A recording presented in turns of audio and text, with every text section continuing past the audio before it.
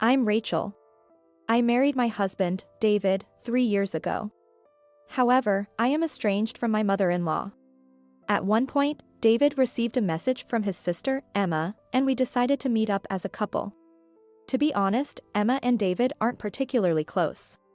But from my perspective, I thought she was a sweet and considerate younger sister. Moreover, Emma usually didn't contact us for trivial matters, so I was worried about what it could be about. I'm actually getting married soon. Emma has been dating a guy named Alex for a year. He's still in his early 20s but has been showing her bridal magazines and insisting on picking out rings, suggesting it's time to get married. Even before proposing, Emma, not one to dislike assertive men, seemed to have decided to marry him. Emma is in her late 20s, about a decade younger than David. I sincerely congratulated her with a congratulations, but deep down, I was worried. David probably felt the same. I see, that explains why you called us. It's about Mom, right? Upon saying that, Emma nodded. I remember Mom's behavior at your wedding very well. Since then, even our relatives have been keeping their distance. And Mom has always been so clingy to me. If she finds out about my boyfriend, who knows what she might do. She once barged into my ex-boyfriend family's home, demanding we break up. While serving Emma coffee, I couldn't help but say, "Your mom is really difficult, isn't she?" Emma responded with a dejected, "It's really embarrassing to be related." David seriously advised, "If you really want to marry him, you might have to cut ties with Mom." It's understandable why David would say that. The reason we became estranged from our mother-in-law was our wedding. The mother-in-law, Julie, is what you'd call a toxic parent. She gave birth to David at 18 but was abandoned by her boyfriend of the same age, leaving David with her parents and neglecting him for a long time. David waited for his mother, who never visited, but she went on to marry another man and gave birth to Emma. Years later, following her divorce, she took David back as a high school student, but only because she wanted money. For Julie, David was more of a cash cow than a son. She made him contribute his part-time job earnings to the household and doted only on Emma. Without any care for David, Julie subjected him to terrible treatment. She mercilessly sold his cherished model kits and forbade him from hanging out with friends. David became understandably distrustful of women, but gradually opened up to me, saying, "Rachel is different from Mom. If Mom is a demon, then Rachel is an angel, no, a goddess. I'm far from a goddess, neither in virtue nor beauty, but compared to the Julie, I can see why I'd appear that way. She was truly the worst. She strongly opposed our marriage. The reason was simple. She cursed at me, saying, 'Then David's salary won't come to me anymore. You thief of a cat.' My parents were even asked by Julie, 'If you really want them to marry, then pay me. How about $30,000? That should be fine.' David yelled, 'Don't be ridiculous.' As if such a demand would ever be accepted. And he deeply apologized to my parents, saying, 'I'm terribly sorry. If he hadn't, our marriage would have likely been called off.' I loved David, and my parents acknowledged, David isn't a bad person. However, David began to say, 'I want to cut ties with Mom. It's embarrassing to have her as a parent.' Then came the wedding day. Julie showed up as if she were the main attraction, wearing a red dress. She wore rings adorned with diamonds, rubies, sapphires, and more, which looked surprisingly unsuitable on her. Even when David yelled, 'The main characters today are us, no, Rachel. Why are you trying to stand out?' Julie was unfazed. She retorted, 'I didn't get to have a wedding when I gave birth to you, so it's fine for me to be the star today, isn't it?'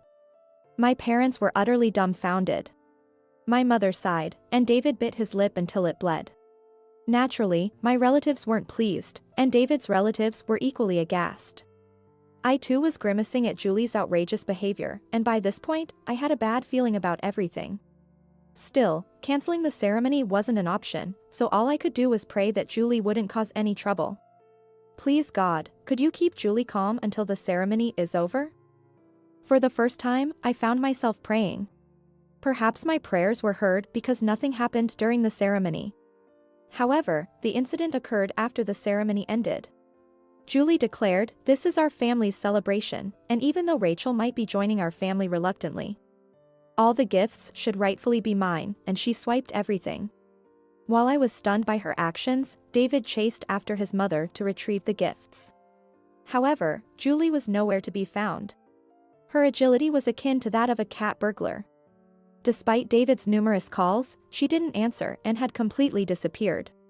I doubted I would ever meet anyone as unreasonable as her in my life.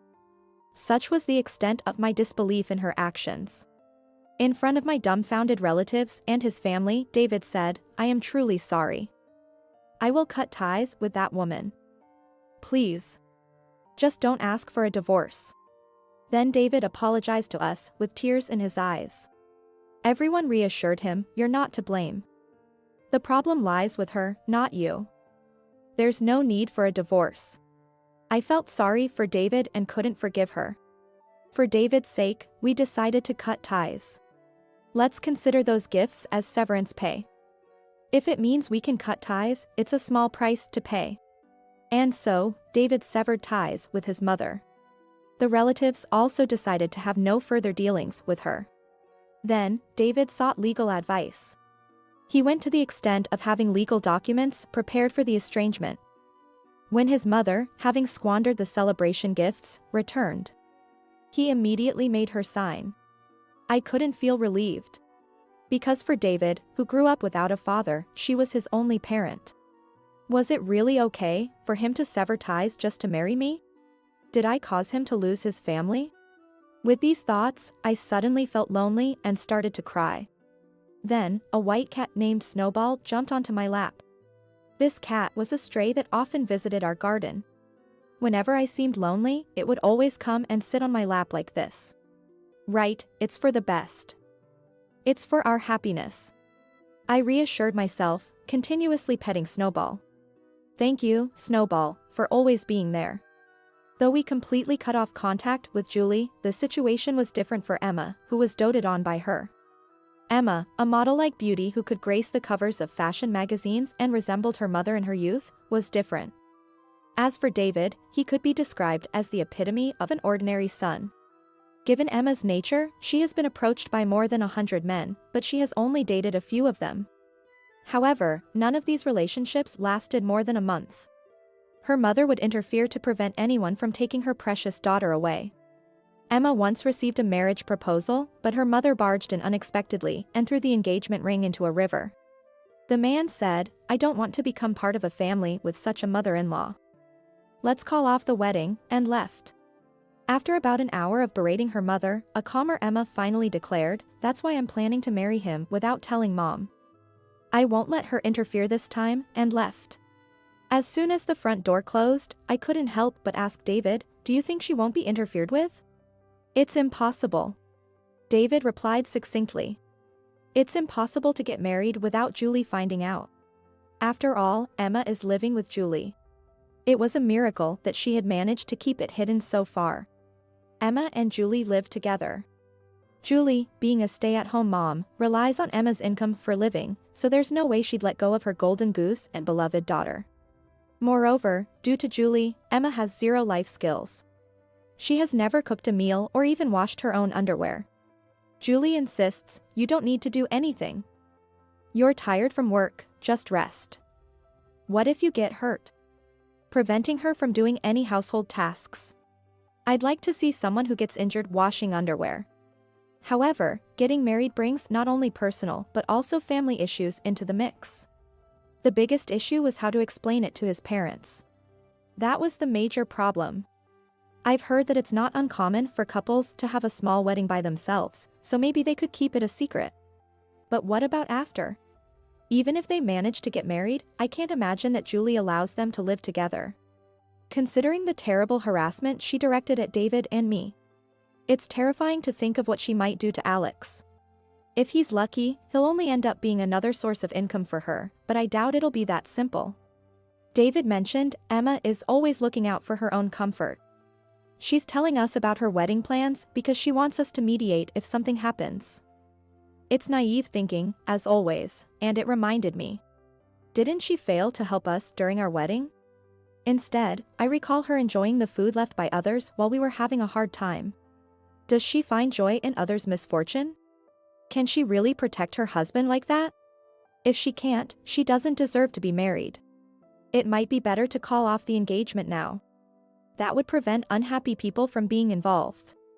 I don't care what happens to them. All I care about is protecting my beloved wife for life.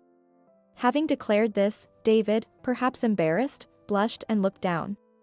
I love David so much for that. That's why I chose him. Months later, we heard from Emma again. She wanted to introduce her boyfriend this time. Has Julie not found out yet? Well, if she's serious, I guess we can support her, said David, so I decided to be positive about Emma's marriage as well. But then, a problem arose. Emma's boyfriend, Alex, turned out to be quite the character. He looked like an athletic type, manly and cool. But David is cooler. As we listened to how they met and started chatting, Alex began to express concern. She never introduces me to her family. So I thought maybe she's just playing with me. The mood started to shift.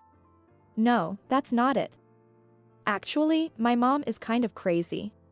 Emma hurriedly explained, but we were shocked since she hadn't mentioned anything about her mother to Alex. Was she planning to go through the wedding without saying anything? I ended up explaining the craziness of Julie on behalf of the tongue-tied David, including his upbringing and the wedding incident. Alex's face grew paler as I spoke. 10 minutes later, after explaining how dangerous Julie was, Alex muttered, "Terrible." I agreed, truly terrible. But then Alex said, "No, it's you who's terrible. To lie like that. You're exaggerating too much." I was speechless. David looked just as stunned. "You're opposed to our marriage, aren't you? That's why you're making up such unbelievable stories. There's no way such a person exists in this world." Both Emma and David were baffled by his remarks and were momentarily frozen in disbelief. As Alex grew more agitated, he exclaimed, "I feel sorry for Julie. Rachel, don't you have any sense of being a good daughter-in-law? Isn't it shameful to bully your mother-in-law instead? Bullying Julie? What is he even talking about?" I have no idea why the word sense would come up in this context. It was as if I was conversing with an alien. A wife should honor her mother-in-law. She's just being a bit mean because her precious daughter is being taken away. Emma is so adorable. After all, you need to be kind in such situations. So, am I supposed to back down even when I'm not in the wrong? We estranged ourselves because it's beyond such simple issues.